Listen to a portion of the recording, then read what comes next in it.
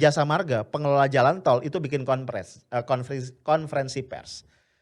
Mereka bilang apa? Mereka bilang bahwa mereka tidak bisa memberikan penjelasan mengenai kejadian itu. Karena beberapa waktu belakangan CCTV yang menyorot ke lokasi itu rusak. Sedang dalam proses perbaikan. Dahsyat ya. Kok rusaknya tepat banget waktunya. Mau disebut kebetulan. Ya kita nih sebagai publik belum lupa. Beberapa waktu yang lalu masih konteksnya kasus Habib Rizik. Ada seorang pakar IT ITB, kalau saya nggak salah namanya Pak Hermansyah ya. Itu dia memberikan kesaksian yang membela Habib Rizik Syihab dengan mengatakan bahwa chat mesum yang kemudian dinisbatkan kepada Habib Rizik itu adalah palsu. Itu adalah rekayasa. Nah, begitu dia memberikan kesaksian tadi, ketika dia lewat di jalan tol, dia dipepet orang, diganggu, dan ketika dia keluar dari mobilnya, dia dibacok. And you know what? Betul sekali. CCTV-nya mati. Itu notes gue. Dan gue tidak pernah percaya pada sesuatu yang namanya kebetulan. Tidak ada kebetulan dalam hidup.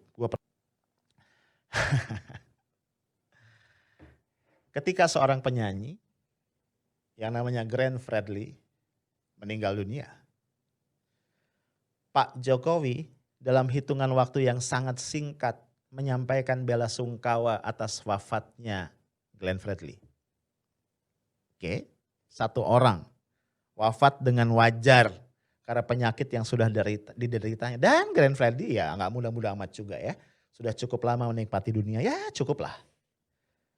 Tapi gua tidak mendengar ada ucapan bela sungkawa yang tulus dari Pak Presiden atas wafatnya 6 orang warganya. Bahwa mereka anggota FPI, bahwa mereka datang dari pihak yang berseberangan dalam politik dengan beliau, bahwa mereka adalah orang-orang yang mendukung Habib Rizik Syihab, menurut gua tidak relevan untuk kita bicarakan dalam konteks ini. Karena mereka adalah warga negara dan mereka punya presiden yang namanya Pak Jokowi. Dan menurut gua dalam peristiwa yang sangat high profile seperti ini, seharusnya Pak Presiden Jokowi menunjukkan sisi kemanusiaannya, menunjukkan sisi kenegarawanannya dengan menyampaikan bela sungkawa yang sedalam-dalamnya, seraya menjamin kepada pihak keluarga bahwa hak-hak korban untuk mendapatkan keadilan itu dijamin oleh beliau kembali sebagai kepala negara. Tapi sayangnya gue gak mendapatkan pernyataan itu sampai detik ini. Bagaimana juga, sorry ya, gue tidak mendapatkan itu. Ya mungkin gue gue gak ngebaca atau gue gak ngeliat. Gue gak mendapatkan pernyataan bela sungkawa dari istana. Pernyataan yang mendalam, yang deep condolences, yang tulus ya. Mengenai wafatnya ratusan, hampir 1000-an ya petugas KPPS di dalam pemilu 2019. Ya di dalam Pilpres 2019. Atau juga terhadap wafatnya ratusan tenaga kesehatan dalam perang melawan COVID-19. Gue bertanya-tanya. Kenapa seorang penyanyi yang notabene merupakan pendukung Pak Presiden begitu penting untuk mendapatkan ucapan bela sungkawa.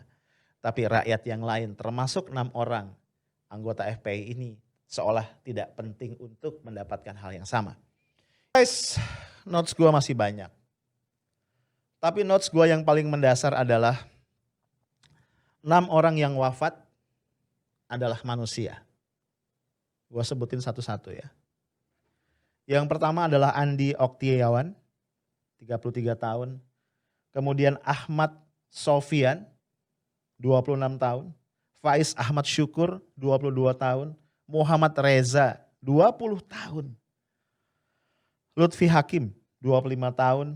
Muhammad Suci Kadafi, 21 tahun. Guys, 6 orang anak muda yang harusnya masih punya masa depan yang panjang dan cerah. 6 orang anak muda yang hanya mencoba untuk mengekspresikan kecintaan mereka kepada pemimpin yang mereka percaya. Habib Rizik Syihab.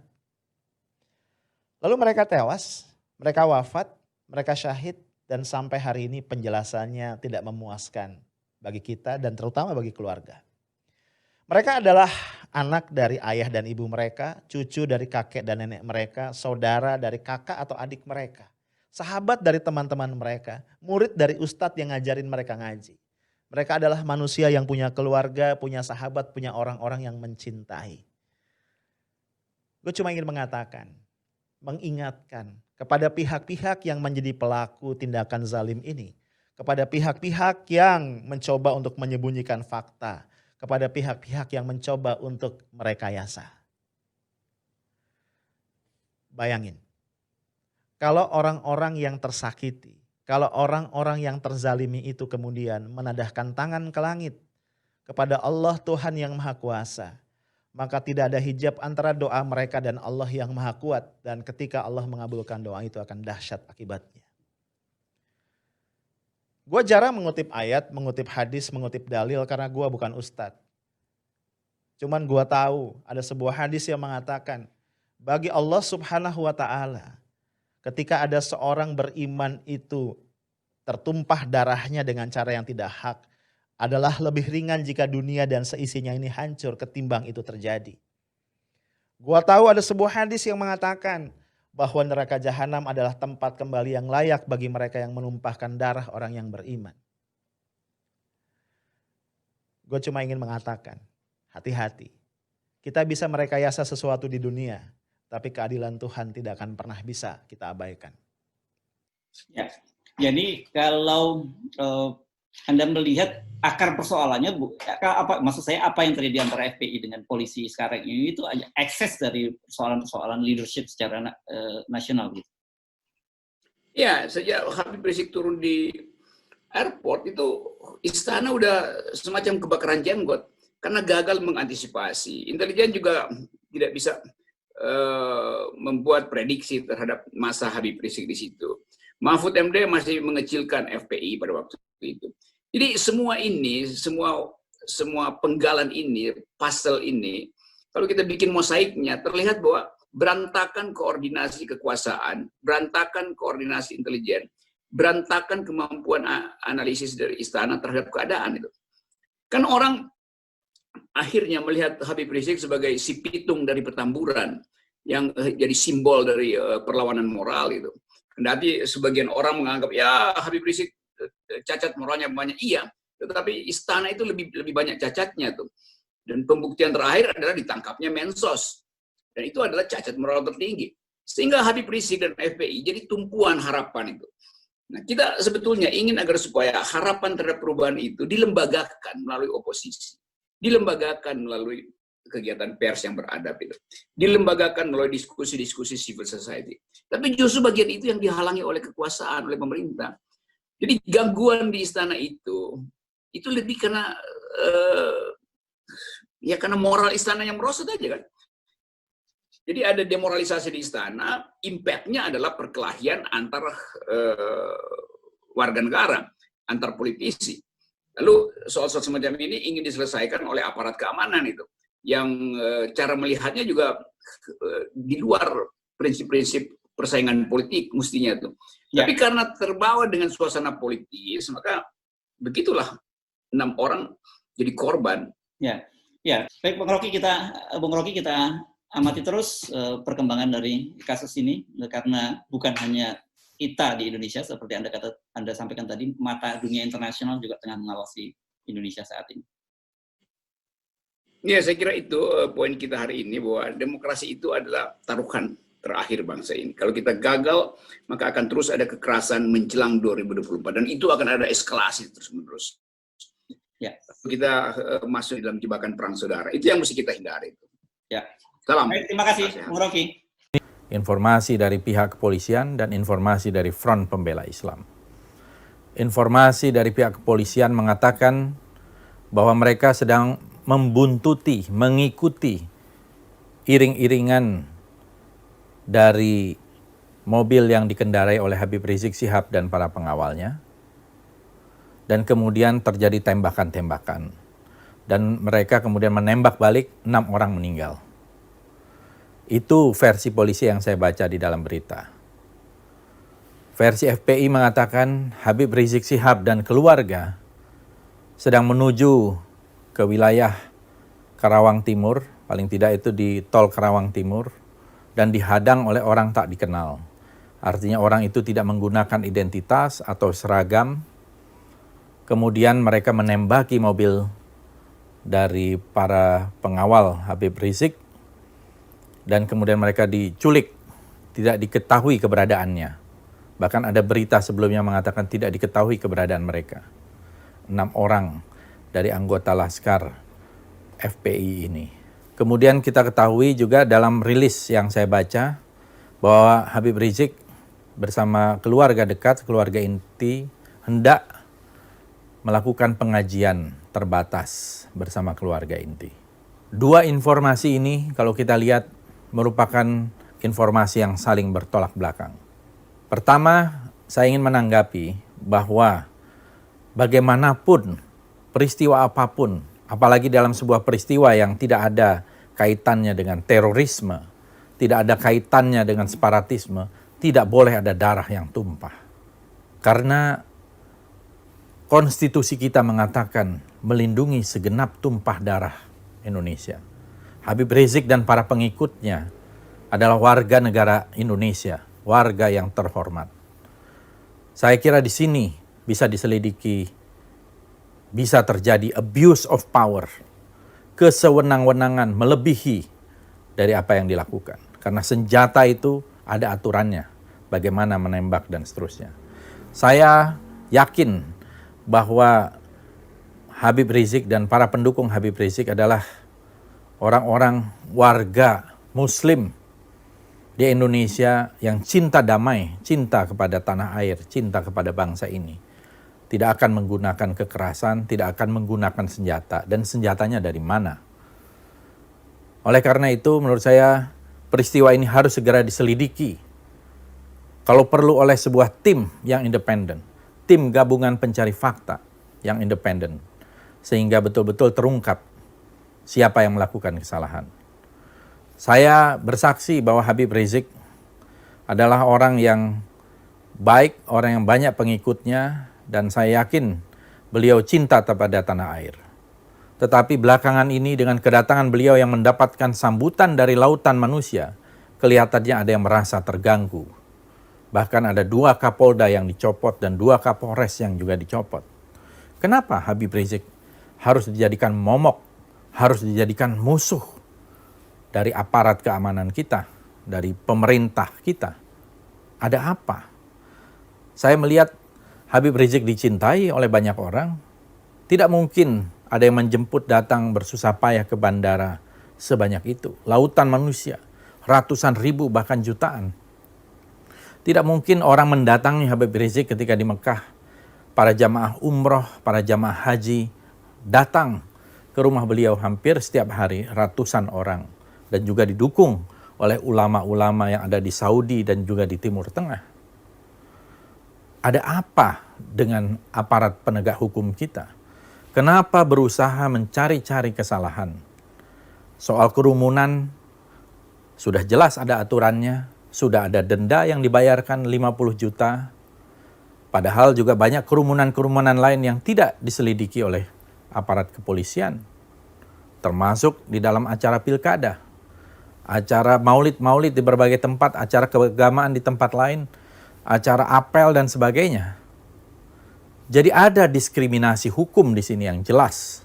Dan menurut saya ini merupakan sebuah kemunduran bagi demokrasi kita dan membahayakan keutuhan, integritas sosial kita. Peristiwa hari ini, 7 Desember 2020, 3 hari menjelang Hari Hak Asasi Manusia, harus diselidiki. Jangan sampai ini menjadi sebuah pelanggaran hak asasi manusia yang sangat brutal di tengah pandemi COVID-19. Amma ba'd, saudaraku, saya masih ingin memberikan pendapat pribadi saya yang mudah-mudahan di-share oleh anak-anak bangsa sebagian paling tidak, yaitu tentang lenyapnya 6 laskar FPI yang memang harus kita tuntaskan sungguh-sungguh siapa yang salah, siapa yang jadi pemegang senario, atasan mana yang sudah memerintahkan dan lain-lain harus kita temukan secara transparan, secara meyakinkan. Karena apa? Karena kalau sudah menyangkut nyawa manusia itu akibatnya bisa sangat panjang. Kita masih ingat Mei tahun ini, beberapa bulan yang lalu, itu ada eksplosi demo unjuk rasa besar-besaran di semua hampir kota besar di Amerika, gara-gara seorang berkulit hitam yang ada kesalahan kecil, dikejar polisi, kemudian disuruh tiarap, diinjak kepalanya sampai beberapa menit. Kata terakhir dari George Floyd, si hitam tadi itu, I can't breathe, saya tidak dapat napas, saya nggak bisa bernapas. Sampai akhirnya meninggal. Tapi lihatlah, satu nyawa yang sedikit kesalahannya, kemudian karena kebiadaban polisi di Amerika itu menimbulkan gonjang-ganjing luar biasa. Dan salah satu kekalahan Trump pasti karena orang hitam atau teman-teman kulit hitam yang dulunya masih agak pro Trump kemudian sudah mengucapkan selamat tinggal. Nah, kita kembali kepada keadaan kita di Indonesia ini. Begitu George Floyd mati, kemudian hashtag Black Lives Matter itu berkumandang di seluruh kota besar di Amerika. Tidak sampai 24 jam, itu kota-kota di Papua Barat, Papua juga Papuan Lives Matter. Salah satu yang bisa dipetik adalah bahwa memperjuangkan hak dan kebenaran memang tidak mudah, memerlukan semangat yang terus-menerus. Sehingga saya diberitahu salah seorang pemikir kita itu, mengapa tidak diangkat sebuah hashtag untuk orang Islam, mungkin tidak semuanya mendukung, katakanlah namanya Muslim Lives Matter. Ya, kehidupan orang Islam di negeri ini itu perlu perhatian, perlu betul-betul penanganan yang adil, yang jitu, ya, yang equal, yang egaliter, tidak bisa dibedakan dengan agama lain maupun dengan kelompok-kelompok lain. Di sini saya sangat senang, barusan 2 jam yang lalu saya melihat siaran TV Muhammadiyah, itu Pak Bushro Mukodas, salah seorang ahli hukum dari PP Muhammadiyah, dengan tegas mengatakan, Pak Jokowi, tanggung jawab Anda adalah segera membentuk tim forensik independen supaya segera bisa mengautopsi jenazah-jenazah yang sudah dikebumikan tanpa otopsi itu, saya kemudian terangkat kebenaran apa yang sesungguhnya telah terjadi. Assalamualaikum warahmatullahi wabarakatuh. Innalillahi wa inna ilaihi rajiun. Musibah 6 meninggal anak bangsa disertai dengan kesimpang siuran informasi, penjelasan yang berbeda baik dari kepolisian maupun dari FPI. Dan ini sangat-sangat membingungkan masyarakat, juga mencemaskan. Oleh karena itu dihimbau kepada siapapun, mari sungguh-sungguh kita menahan diri dari tindakan kekerasan kepada siapapun dengan cara apapun, karena kekerasan pasti menimbulkan masalah baru. Dan hindari menyebarkan informasi, penjelasan yang salah, karena itu kedustaan yang akan sangat menyesatkan masyarakat.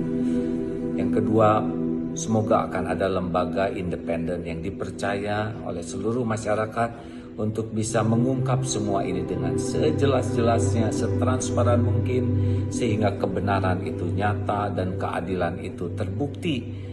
Karena inilah yang sangat dirindukan oleh masyarakat, agar masyarakat bisa bertindak dengan tepat. Dan mari yang ketiga, kita perbanyak doa, karena yakin Allah menyaksikan segala-galanya dan Allah lah yang maha tahu yang sesungguhnya. Dengan doa, Allahumma arinal haqqa haqqan warzuqna tiba'ah wa arinal batila batilan warzuqna istinabah. Ya Allah, tunjukkan yang benar itu nyata kebenarannya dan mampukan kami menapakinya, memperjuangkannya. Dan tampakkan ya Allah yang batil itu nyata kebatilannya, dan mampukan kami untuk menjauhinya, menyingkirkan kebatilan. Ini adalah doa yang sangat adil yang harus kita mohon kepada Allah, agar Allah membukakan semua ini sehingga kita bisa bersikap dengan benar dan adil.